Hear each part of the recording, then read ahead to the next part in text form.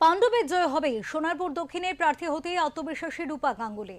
দক্ষিণ 24 পরগনার সোনারপুর দক্ষিণ বিধানসভা কেন্দ্রের প্রার্থী ঘোষণা হতেই আত্মবিশ্বাসী সুর শোনা গেল বিজেপি প্রার্থী রূপা গাঙ্গুলির গলায়। প্রার্থী হিসেবে নাম ঘোষণার পরে সোনারপুর মোড়ে দাঁড়িয়ে তিনি এক ইঙ্গিতপূর্ণ মন্তব্য করেন, এবার পাণ্ডবের জয় হবে। তার এই মন্তব্য ঘিরে ইতিমধ্যেই রাজনৈতিক মহলে জোর চর্চা শুরু হয়েছে। প্রার্থী হওয়ার পর সময় নষ্ট না করে সরাসরি জনসংযোগে নেমে পড়েন রূপা গাঙ্গুলি। সোনারপুর মোড়ে দলীয় কর্মী সমর্থকদের সঙ্গে কথা বলেন, তাদের উৎসাহ দেন এবং আসন্ন নির্বাচনের প্রস্তুতি নিয়ে আলোচনা করেন। তার প্রার্থী হওয়ায় কর্মী সমর্থকদের যথেষ্ট উচ্ছ্বাস এবং উদ্দীপনা লক্ষ্য করা যায়। অনেকেই মনে করছেন তার জনপ্রিয়তা এবং পরিচিত মুখ হওয়ার সুবিধা এই কেন্দ্রে বিজেপির পক্ষে বড় একটা ফ্যাক্টর হতে পারে।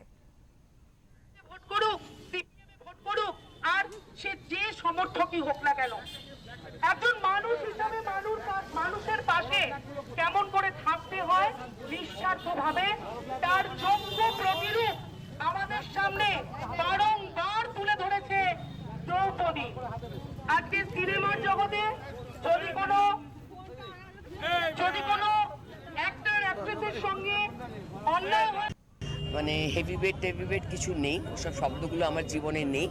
মানে আমার ওয়েটটা একটু হেভি হয়েছে আর কি, এর বাইরে আমার কাছে আর কিছু হেভি ওয়েট নেই। কাউকে পাত্তা দিচ্ছেন না?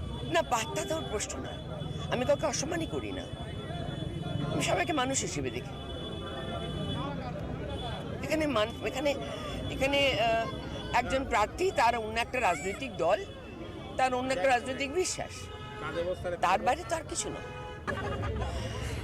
পাণ্ডবের জয় হবে।